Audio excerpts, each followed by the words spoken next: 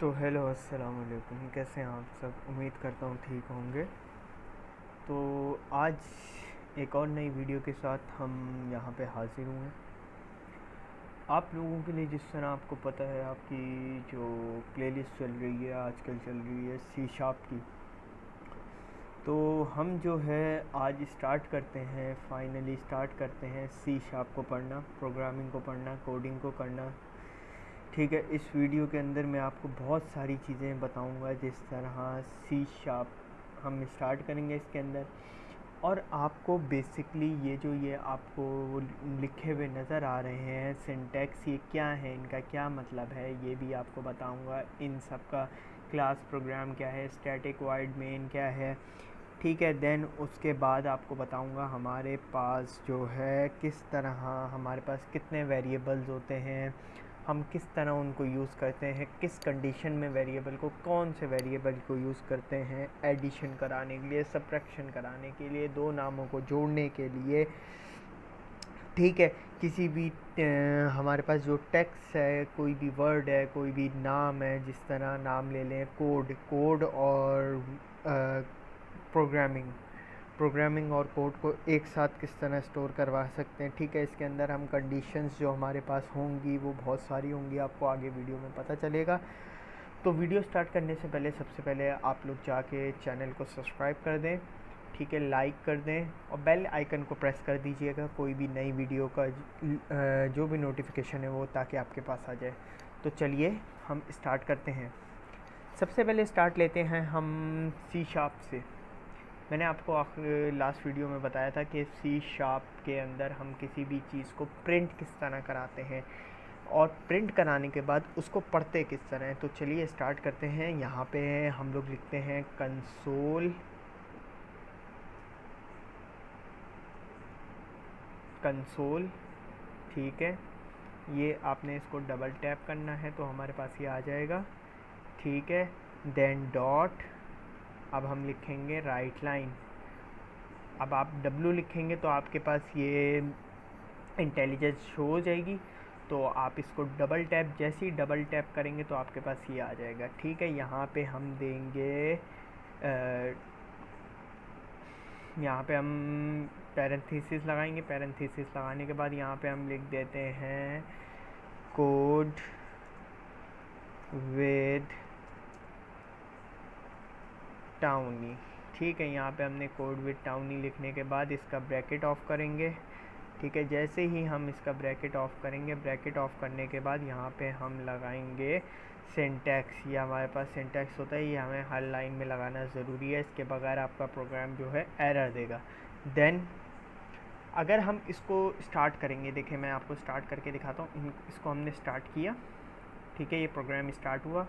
यहाँ पे हमारा बिल्ड हो रहा है सॉल्यूशन, आपको जिस तरह मेरी स्क्रीन पे नज़र आ रहा होगा, यहाँ पे वो लिख रहा है बिल्ड सक्सेसफुली।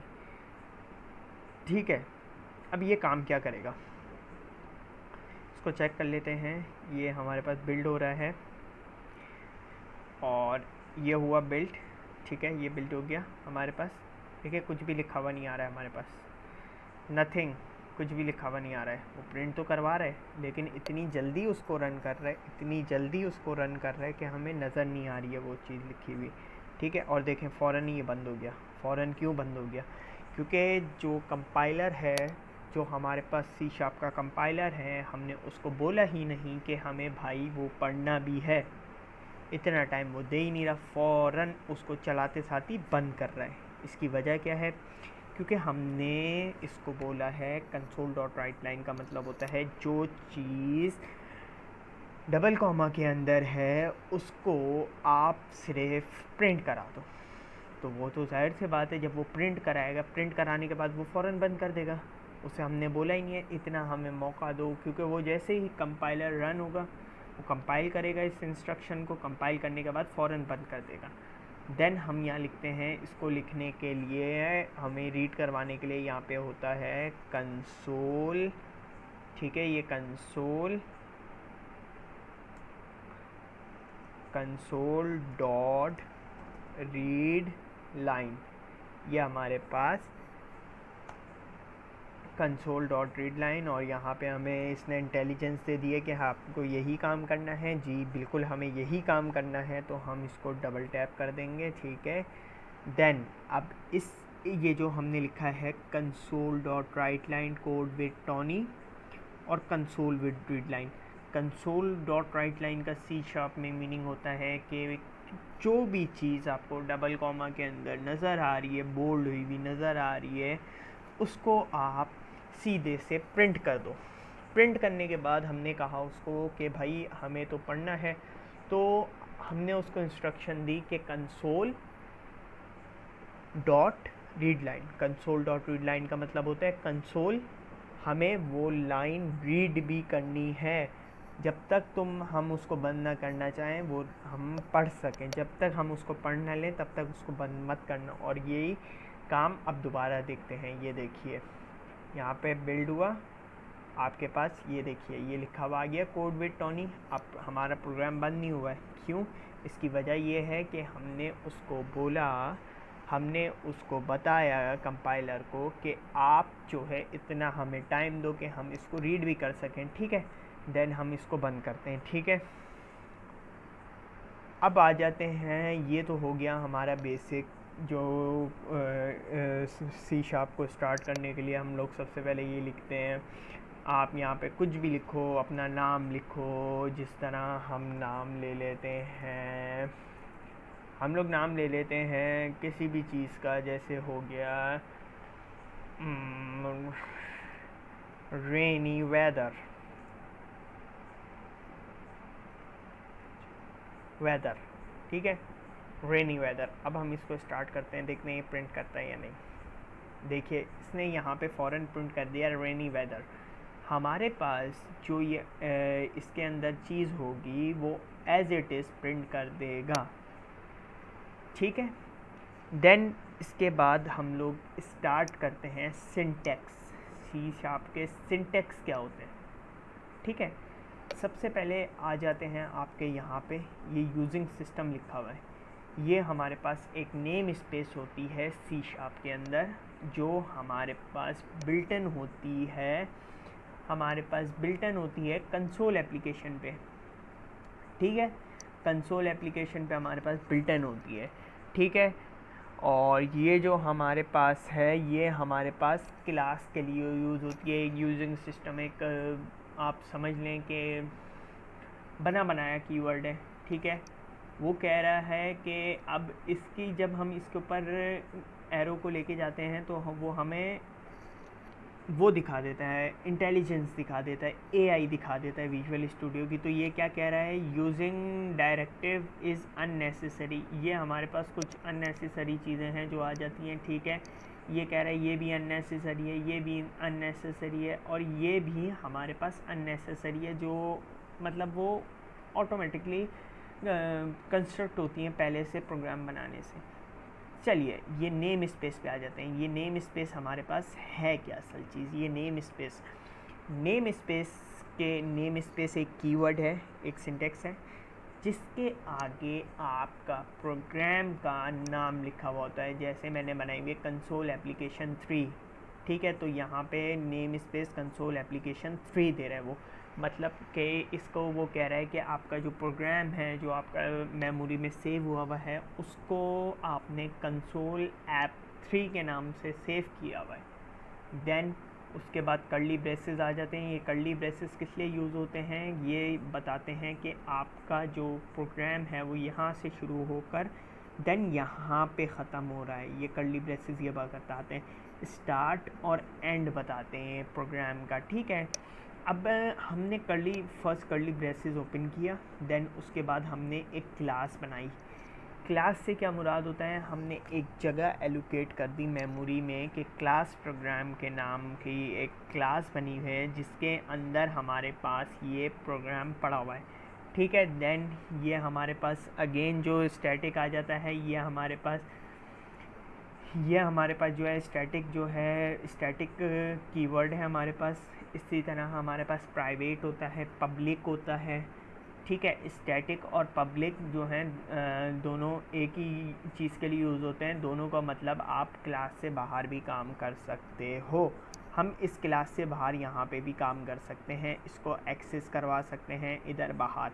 यहाँ से क्लास स्टार्ट हो रही है, यहाँ पे ये एंड हो रही है क्लास, ठीक है।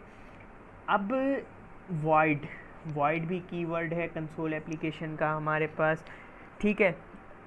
देन हमारे पास जो है ये मेन, मतलब कि हमारे पास की जो वॉइड प्रोग्राम है, हमारे पास जो वॉइड प्रोग्राम है उसका मेन काम इस पैरेंथेसिस के अंदर होगा। ये जो हमारे पास दो कर्ली ब्रैकेट की स्पेस है, ये काम सिर्फ इसके अंदर होगा। आप यहाँ पे जाके करोगे एरर दे देगा यहाँ पे जाके। चलो हम जैसे यहाँ पे लिखते हैं कंसोल डॉट राइट लाइन, तो वो यहाँ पे क्या कर रहे हैं, यहाँ पे तो उसने एक्सेस कर लिया था कंसोल डॉट राइट लाइन को, क्योंकि वो क्लास के अंदर था। चलो हम एक काम करते हैं, इस क्लास के ब्रैकेट के बाद स्टैटिक की स्टेटमेंट से पहले हम यहाँ पे कंसोल देखो ये कंसोल डॉट राइट लाइन, इसको वो एक्सेस ही नहीं कर रहा। क्यों नहीं कर रहा, चलो ब्रैकेट लगा के देख लेते हैं, ब्रैकेट में शायद एक्सेस कर ले। नहीं, इसको वो किसी भी सूरत एक्सेस नहीं कर रहा। वो कह रहा है भाई मुझे मेन का मेथड तो दो, मुझे वॉइड तो दो, मुझे स्टैटिक तो दो, बताओ क्या काम करना है, किधर काम करना है। देखिए यहाँ से हम जैसे ही इसको रब करेंगे हमारे पास जो एरर आ रहा था नो इशू फाउंड, ठीक है। देन उसके बाद आप एक कर्ली ब्रेसेस आपको ऑटोमेटिकली लगा हुआ दिखता है, तो आप यहाँ पे जो भी इस पोर्शन के अंदर इस कर्ली ब्रैकेट से लेकर इस कर्ली ब्रैकेट तक जो भी काम करोगे वो सारा आपके पास काम सही होगा, विदाउट एरर होगा, अगर आपने कोई एरर नहीं किया होगा, ठीक है। देन उसके बाद आ जाता है, हम जिस तरह मैंने ये प्रोग्राम लिख लिया, ठीक है। अब इसी को हम कॉपी पेस्ट करते हैं, कंट्रोल सी से कॉपी किया, ठीक है। अब कंट्रोल वी कर दिया, ठीक है। अब ये हमारे पास क्या काम करेगा, हमारे पास तो दो वो कंडीशन दे रहा है कि दो प्रिंट कर दो, ठीक है। वो हमारे पास एक ही प्रिंट कर रहा है, क्यों, क्योंकि हमने रीड लाइन का उसे एक ही दिया है, ठीक है। अब हमें ये नहीं चाहिए, ठीक है, ये चीज़ नहीं चाहिए। इसको जो है हम यहाँ पे कर देते हैं, कुछ भी कर देते हैं, जैसे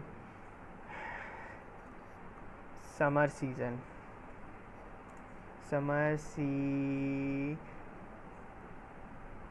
वेदर, ठीक है। समर जिस तरह हम इसको समर कर देते हैं, ठीक है। अब हमारे पास इसको दो चीज़ें प्रिंट करनी चाहिए। रेनी वेदर इसको प्रिंट नहीं कर रहा, क्यों नहीं कर रहा,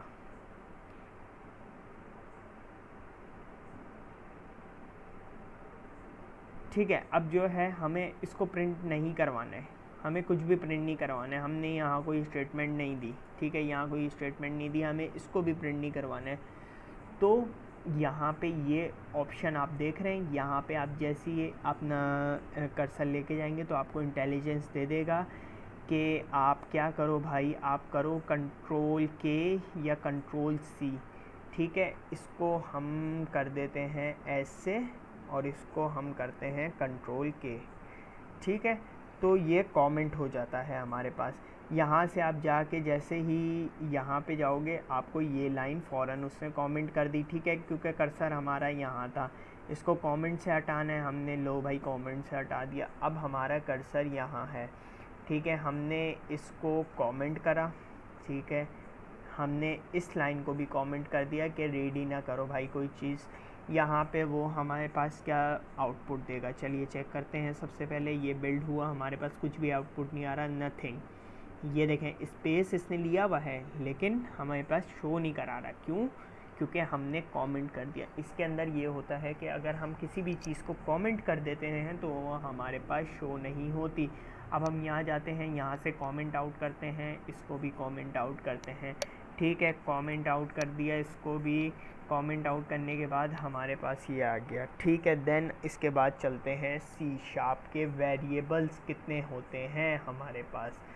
ठीक है, इसको हम रिमूव कर देते हैं। यहाँ पे सबसे पहले बात करते हैं, हमारे पास 5 वेरिएबल होते हैं। ठीक है, सबसे पहले यहाँ पे आके हम लिखते हैं, एंटर करते हैं और लिखते, तो यहाँ पे हम लिखते हैं इंट a इक्वल टू 15। ठीक है, यहाँ पे हम ये करते हैं int b equal to 20।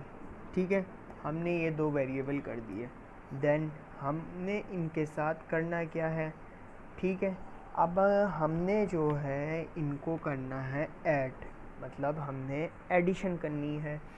Int basically use होता है किसी भी नंबर के लिए, होल नंबर के लिए, उसको कोई भी फंक्शन कराने, मल्टीप्लिकेशन, डिवीजन। ठीक है, सबसे पहले हम कराते हैं कंसोल डॉट राइट लाइन। ठीक है, इसके अंदर a, ठीक है, हमारे पास ये इंटेलिजेंस शो हो रही है, प्लस b।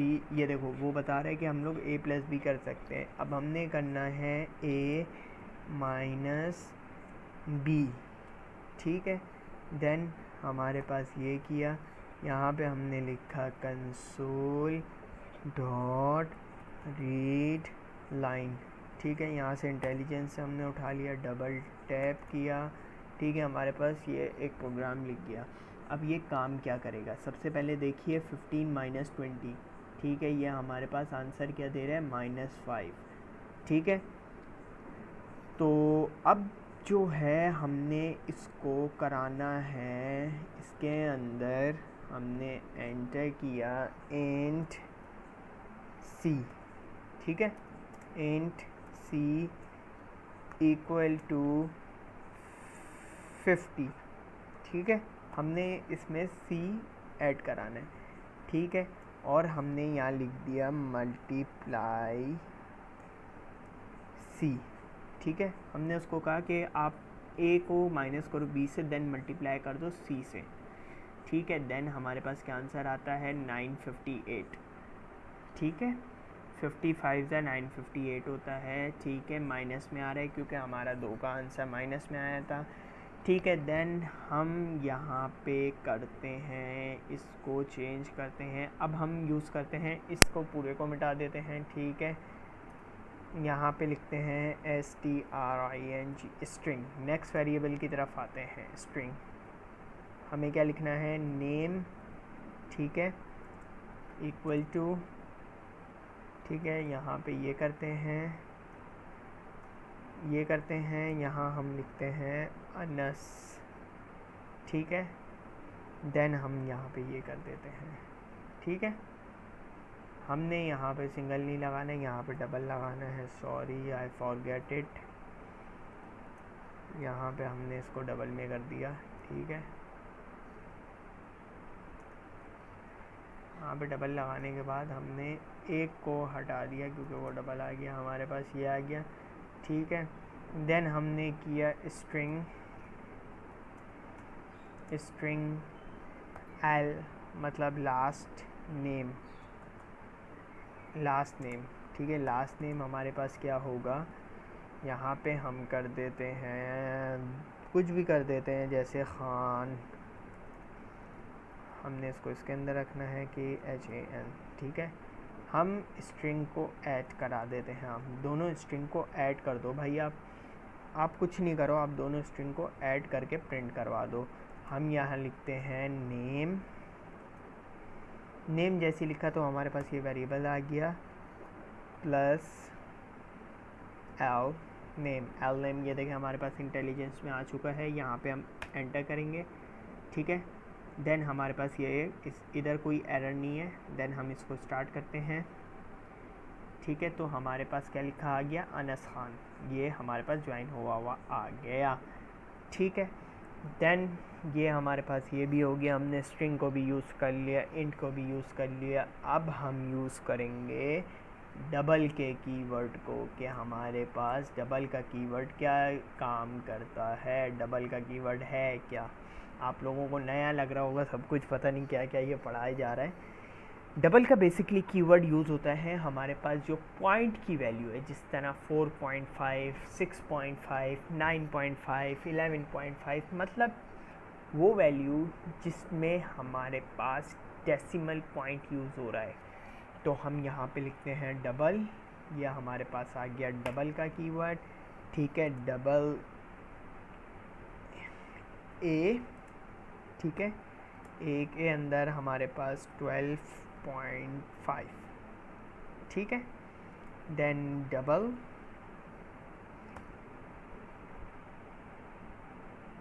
बी, ठीक है, double B is equal to 19.10.8, ठीक है। इसको हमने बंद किया, हमने अब बोला, हमने भाई जो लिखा है इसको आप जो है प्लस करवा दो, ठीक है। हम वही काम करेंगे, ए इसको हम डिवाइड कराते हैं, ठीक है। इसको हमने डिवाइड कराया, शिफ्ट दबा के हमने ये दबाया, ओहो, ये हमारे पास आ गया ये, ठीक है, बी, ठीक है। हमने उसको बोला कि भाई ए को डिवाइड करा दो बी के साथ, तो हमारे पास आंसर क्या आता है। जब हमने पॉइंट में वैल्यू दी थी तो हमारे पास आंसर भी पॉइंट में आ रहा है, क्योंकि हमने डबल का कीवर्ड यूज़ किया था बेसिकली। देन उसके बाद आता है करेक्टर, 4 का कीवर्ड। 4 का कीवर्ड है क्या? 4 का कीवर्ड हमारे पास किस लिए यूज़ होता है? 4 का कीवर्ड हमारे पास यूज़ होता है करेक्टर्स के लिए। हम तो एक एक वर्ड, मतलब एक एक सिंगल वर्ड, छोटे छोटे वर्ड यूज़ कर रहे थे ना। 4 का कीवर्ड है क्या बेसिकली? यहाँ पे हम लिखते हैं 4। 4 के मीनिंग होते हैं करेक्टर, ठीक है। हमने इसको इक्वल टू किया, ठीक है, इक्वल टू करके 4 में हमने लिखा, पूरा करेक्टर हमारे पास आता है ना इसके अंदर। तो हम 4 के अंदर ए के अंदर वैल्यू स्टोर कराते हैं, ए के अंदर वैल्यू स्टोर कराते हैं, इक्वल टू लिखते हैं। यहाँ पे हमने करेक्टर हमारे पास क्या हो गया? हमारे पास हो गया एडजेक्टिव, ठीक है, ये हमारे पास करेक्टर हो गया। देन इसको बंद कर देते हैं। ये कह रहा है भाई 4 नहीं, हम 4 का यहाँ पे जैसे हम 4 का कीवर्ड लिखेंगे, 4 का कीवर्ड ही हमने लिखा, डबल टैप किया, हम 4 का कीवर्ड लिखते हैं, ठीक है। यहाँ पे लिखते हैं 4, डबल टैप किया तो हमारे पास ये कुछ चीज़ आ गई, ठीक है। ये चीज़ होती है करेक्टर्स के लिए। करेक्टर हमारे पास जिस तरह हो गया, यहाँ पे हम इसको इसके अंदर लिखते हैं A B C और D, ठीक है। अब हम यहाँ से कंसोल डॉट राइट लाइन हटा देते हैं। कंसोल डॉट राइट लाइन के अंदर हम लिखते हैं, इसको प्रिंट करा दो भाई, करेक्टर को प्रिंट करा दो। इधर हमने लगाना है, ये भूल गए हैं, यहाँ पे हम ये लगाते हैं, ठीक है। अब वो कह रहा है कि 4 कन्वर्ट करता है स्ट्रिंग को। 4 हमारे पास बेसिकली यूज़ होता है किसी भी चीज़ को कन्वर्ट करने के लिए। जिस तरह हमारे पास स्ट्रिंग में है तो स्ट्रिंग को वो कन्वर्ट कर देगा करेक्टर्स में। स्ट्रिंग हमारे पास बेसिकली जो होता है, जिस तरह स्ट्रिंग वैल्यू है यू और ट्यूब, ठीक है, हमारे पास स्ट्रिंग वैल्यू है। हम 4 का कीवर्ड यूज़ करके इसको हम एक करेक्टर बना के इसको कन्वर्ट करा सकते हैं करेक्टर में। स्ट्रिंग है, स्ट्रिंग बेसिकली वर्ड्स के लिए यूज़ होता है, 4 यूज़ होते हैं करेक्टर्स के लिए, ठीक है। देन उसके बाद आ जाता है हमारे पास बूल। हम बूल का कीवर्ड यूज़ होता है, बूल ए, ठीक है, इक्वल टू ट्रू, ठीक है। अब बूल का कीवर्ड लगाया, ठीक है, बी लिखा, इक्वल टू लगाया, फॉल्स, ठीक है, हमारे पास ये फॉल्स आ गया, ठीक है। हम यहाँ पे कंसोल डॉट राइट लाइन करेंगे, डबल टैप करेंगे, ठीक है। देन यहाँ पे ये करेंगे, यहाँ पे करने के बाद ट्रू को प्रिंट करा दो आप। ये बेसिकली हमारे पास कंडीशन चेकिंग होती है। आप MCQs बना रहे हो, ठीक है। उसके अंदर आपकी ये वाली कंडीशन चेक होगी। ये चेक कंडीशन करने के बाद ये यहाँ से हमारे पास ये प्रिंट करा देगा। इसको विदाउट डबिंग कर लेते हैं ताकि जल्दी हो जाए। ये देखो हमारे पास ये कर दिया, ट्रू करवा दिया इसने प्रिंट। बेसिकली ये हमारे पास होती है MCQs की condition. MCQs multiple choice questions होते हैं आपके पास जो आप बनाते हो। इसको हम आगे डिस्कस करेंगे। ये तो छोटा सा ओवर रिव्यू था आपको कि हम लोग आगे क्या क्या पढ़ने वाले हैं। आगे हम लोग पढ़ने वाले हैं, हम लोग बहुत सारी चीज़ें इसके अंदर डिस्कवर करेंगे। अभी आपका एरे भी शुरू होगा, उसके बाद अभी आपके मेथड्स होंगे, क्या क्या मेथड्स होते हैं, मेथड्स आएंगे, ठीक है। उसके बाद आपका रिकर्जन आएगा। आपको बहुत सारे टॉपिक है। अभी इंशाल्लाह हम इसको बहुत जल्दी कवर कर लेंगे। मैं कोशिश करूँगा डेली बेसिस पे वीडियो अपलोड कर दूँ आपको, जो है डेली बेसिस पे अपलोड कर दूँ। थोड़ा सा मैं बिज़ी था जिसकी वजह से वीडियो अपलोड नहीं कर पाया था। अपना बहुत ज़्यादा ख्याल रखिएगा। अल्लाह हाफिज़ और चैनल को सब्सक्राइब कर दीजिए।